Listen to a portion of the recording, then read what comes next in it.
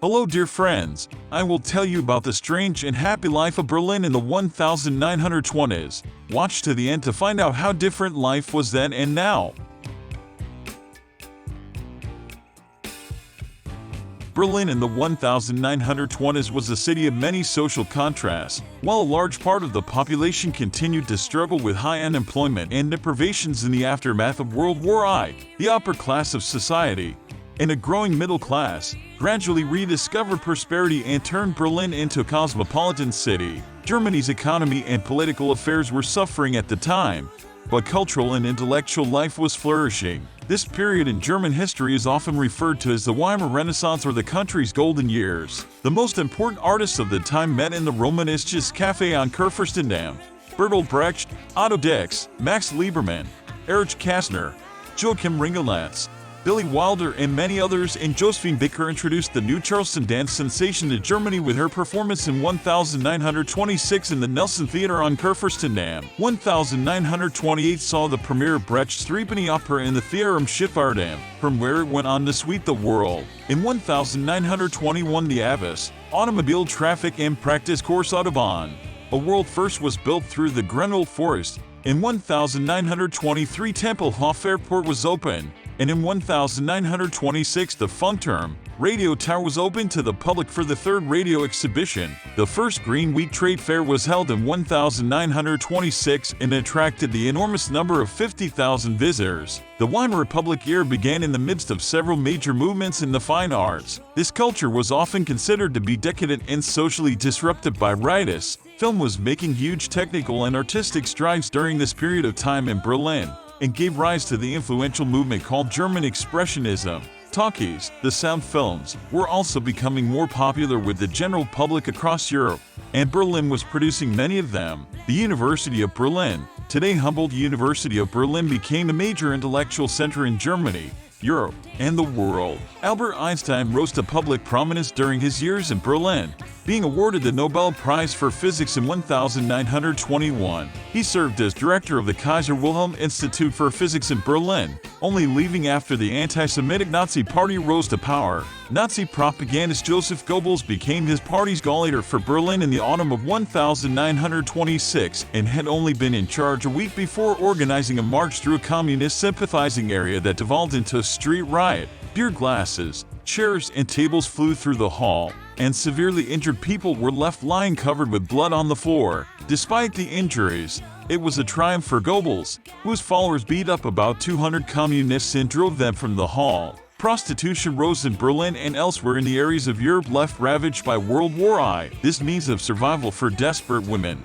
and sometimes men, became normalized to a degree in the 1920s. During the war, venereal diseases such as syphilis and gonorrhea spread at a rate that warranted government attention. Soldiers at the front contracted these diseases from prostitutes, so the German army responded by granting approval to certain brothels that were inspected by their own medical doctors, and soldiers were rationed coupon books for sexual services at these establishments. Homosexual behavior was also documented among soldiers at the front. Soldiers returning to Berlin at the end of the war had a different attitude towards their own sexual behavior than they had a few years previously. Prostitution was frowned on by respectable Berliners, but it continued to the point of becoming entrenched in the city's underground economy and culture. Crime in general developed in parallel with prostitution in the city, beginning as petty thefts and other crimes linked to the need to survive in the war's aftermath. Berlin eventually acquired a reputation as a hub of drug dealing, cocaine, heroin, tranquilizers, and the black market.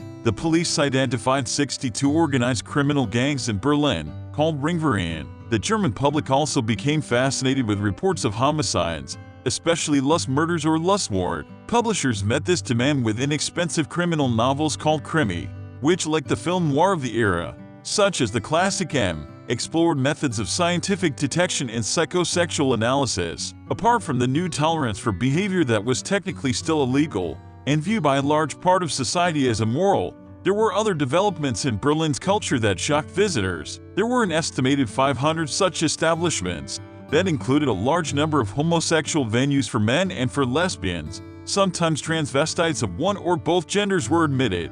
Otherwise, there were at least 5 known establishments that were exclusively for transvestite clientele. There were also several nudist venues. Berlin also had a museum of sexuality during the Weimar period at Dr. Magnus Hirschfeld's Institute of Sexology.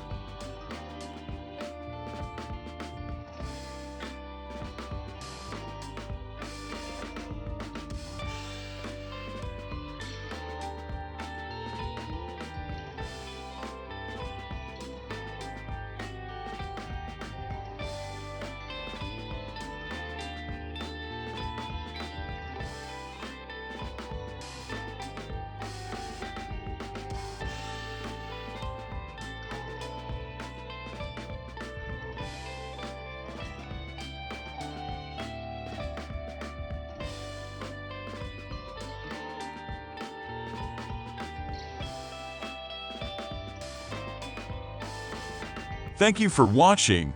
Put like so that I would look for old photos from the past. You can also watch other interesting videos on my channel.